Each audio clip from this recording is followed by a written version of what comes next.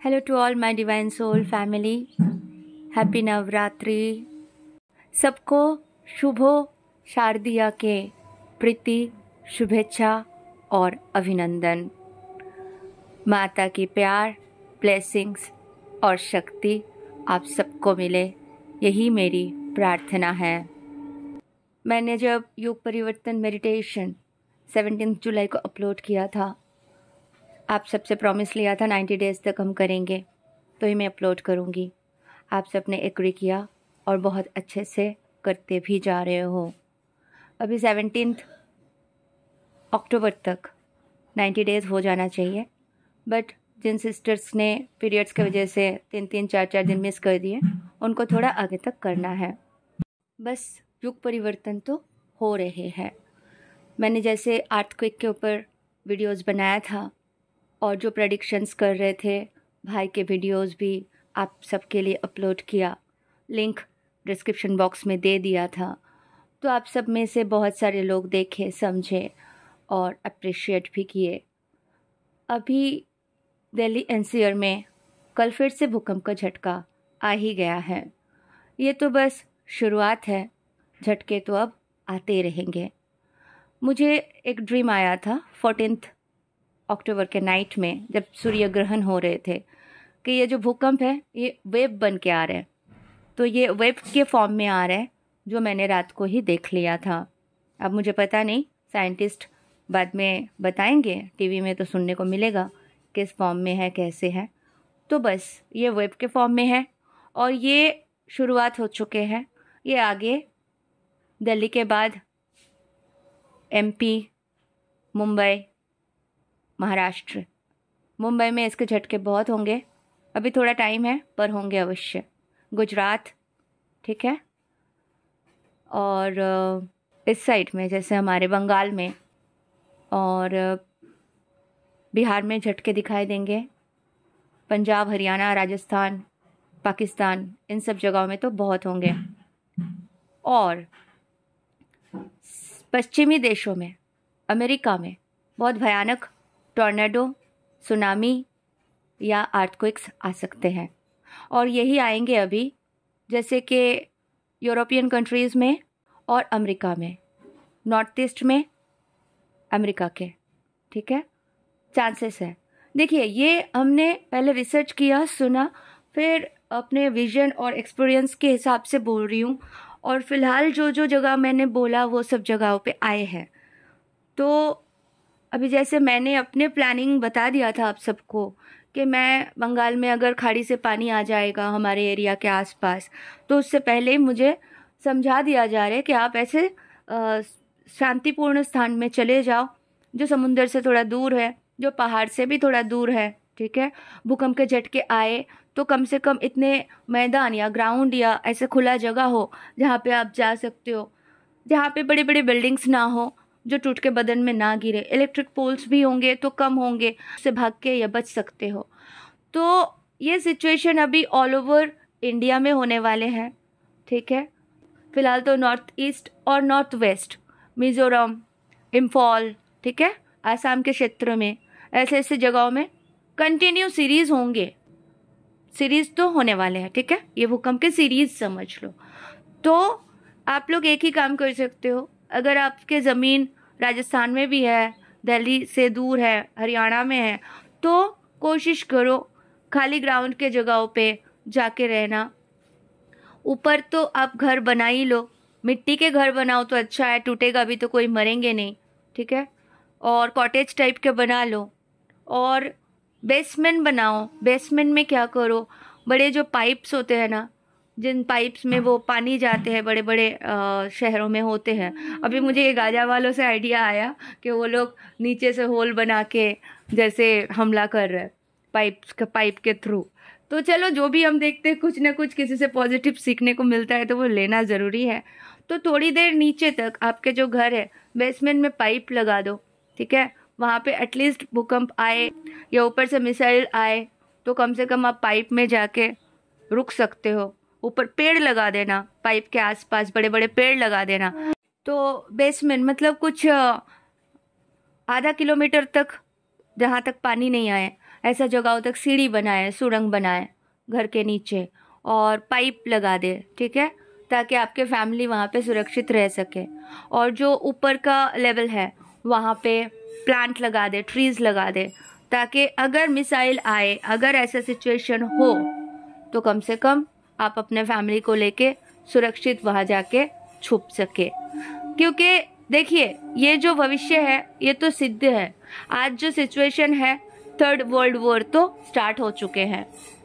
क्योंकि मैंने last video में बोल ही दिया था, थर्ड वर्ल्ड वॉर, गाजा पट्टी हमास के साथ इजराइल के जो लड़ाई शुरू हुआ उसमें अभी आप सबको पता है, जैसे ईरान, सऊदी सब इन्वॉल्व हो रहे हैं, यूएस इजराइल के साथ है। वैसे ही मोदी जी ने भी साथ दे दिया था इजराइल के, लेकिन अभी बयान वापस लिए कि हम तो आतंकवाद के खिलाफ है, हम इनोसेंट लोगों के खिलाफ नहीं हैं। ये बहुत अच्छी बात है, पॉजिटिव है।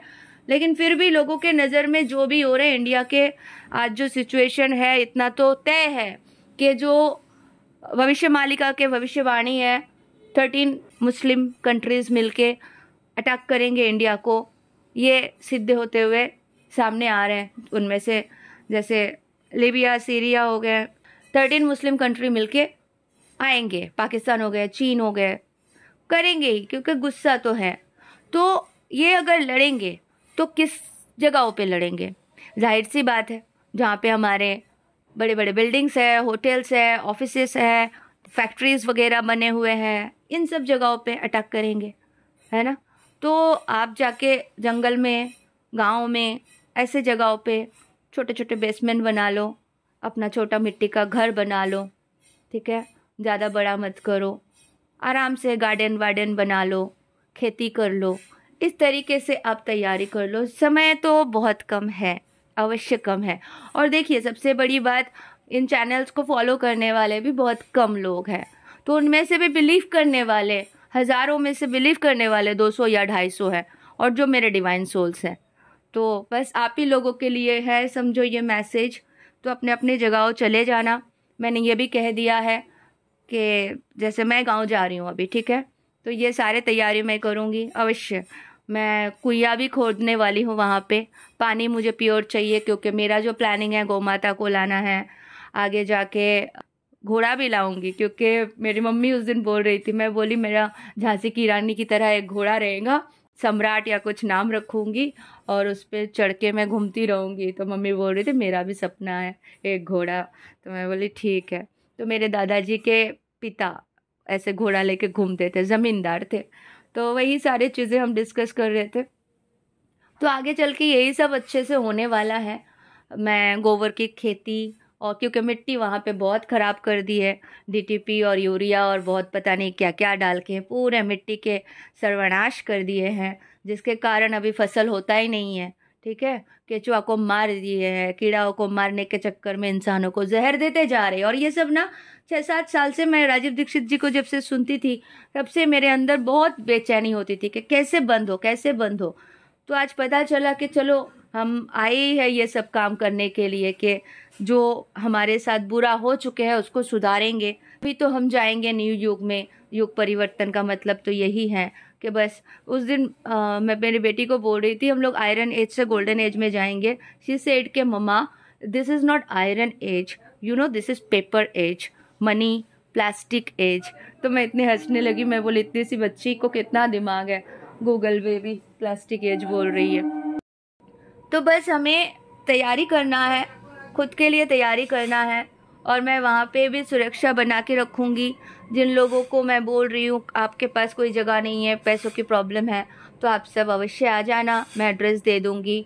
जैसे मैं तैयार करती हूँ, अभी 3-4 महीना सेफ़ है, उसके बाद ही ऐसा होगा बहुत भयानक। इंडिया में 2024, 2025 बहुत ही दुखदायक सिचुएशन होने वाले हैं, बहुत ही भयानक हाहाकार पड़ने वाले हैं। युद्ध से आप सबको समझ में आ रहा है, इकोनॉमिक कंडीशन में बहुत ही ज़्यादा प्रभाव पड़ने वाले हैं, और यूएसए में ऑलरेडी प्रभाव दिखाई दे रहे हैं। उनके लोन, उनके कर्जा समझ में आते हैं, रिसर्चर बता रहे हैं। तो इंडिया में भी और अदर कंट्रीज़ में भी पड़ेगा इसका असर। चीज़ों की महंगाई बहुत बढ़ेगी, ये सारे चीज़ें होंगे। तो शहर में रहने वाले बिल्कुल सुरक्षित नहीं है। आप सबको एक ही सजेशन है, धीरे धीरे शहर छोड़े, अपने गांव में जाके बसे, और जिनके पास कोई जगह नहीं होगा उसके लिए आपकी ये सिस्टर है। आप हमसे संपर्क करना, हम आपको एड्रेस देंगे, आपको सुरक्षित जगह में पहुंचाने का जिम्मेवारी हम ले लेंगे पहले से ही, जो सिचुएशन होने वाले हैं उससे पहले, क्योंकि डिवाइन से हम कनेक्टेड है और हमें कम से कम 1 महीना 1.5 महीने से पहले बता दिया जाता है कि क्या होने वाले हैं। पॉजिटिव है कि हमने इतना साधना किए हैं कि हमारे पास न्यूज़ आ जाते हैं, लोगों को सतर्क भी कर सकते हैं और उनके लिए सजेशन या सही जगह भी तैयारी कर सकते हैं। तो इसी तरह से जैसे मैं वहाँ पे गोबर की खाद बनाऊंगी, वर्मी कंपोस्ट बनाऊंगी, उन ज़मीनों को रिपेयर करूंगी, ठीक है, जो ज़मीन में फसल अभी नहीं उग रहे हैं, कुइया खोदूंगी, प्योर वाटर लूँगी, उससे काम करूंगी। और जैसे मैंने बोला गौ माता पालन तो करूंगी अवश्य। मंदिर तो है, आप सबको पता है। मैं जा रही हूँ, गांव जा रही हूँ 4-5 दिन में, वहाँ के अपडेट आप सबको दिखाऊंगी, क्या कहाँ पे मेरा प्लान है, कैसे क्या करूँगी। कुछ मिट्टी के घर बनाऊंगी, कॉटेज टाइप के, सुंदर सुंदर अच्छे से, जो ऊपर से, जहाँ से धान खेत का जो पुआल होते हैं ना, पुआल ऊपर से छावनी देते हैं, वैसे टाइप का करके घर बनाएंगे। उससे कम से कम इंसान अच्छे से रह सकते हैं, गर्मियों में भी सुकून से रह सकते हैं। क्या चाहिए इंसान को, 2 वक्त का खाना, थोड़ा दाल चावल और सुकून की ज़िंदगी, सुकून की नींद, और बस आसपास नदी तालाब, उसमें पानी है, वो हो जाते हैं, कुइया और नलकूप है, उसमें पानी है पीने के लिए। तो बस इतना सब कुछ मिल गया तो बहुत है अपने आप को बचाने के लिए। तो आप भी यही सब कीजिए कि आने वाला समय बहुत ही खतरनाक होने वाले हैं, और जो पैसे आप जमा करके रख के सोच रहे हो भविष्य में काम आएंगे, सॉरी टू से ये पेपर युग है, तो आपके ये पैसे रद्दी के भाव ही बिक जाएंगे। इसलिए पैसों को जमा रख के फ्यूचर ना सोचे। गोल्ड वगैरह है तो रखिए, गोल्डन एज आ रहा है तो गोल्ड की कीमत तो रहेगी, लेकिन जो पैसे इकट्ठा करके रखे हो उसको यूज़ करो।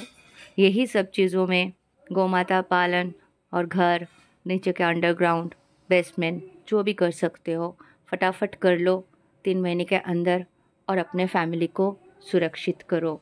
शहर बिल्कुल छोड़ दो, शहर में कोई लाइफ नहीं है, बर्बाद के सिवा कुछ नहीं होने वाले हैं। ये सखा कृष्ण और दुर्गा माँ के तरफ से आप सबके लिए नवरात्रि का मैसेज है, जो हमारे थ्रू आप सबको बुलवा रहे हैं। बस पेपरों को रद्दी समझ के काम कर लो अभी, क्योंकि इसके कीमत बहुत जल्द ज़ीरो होने वाले हैं। जी हाँ, बड़े से बड़े अमीर, अरबपति, खड़गपति, आप सबको पता है रिजल्ट क्या होने वाले हैं। So happy Navratri to all, thank you so much, love you all, God bless you all.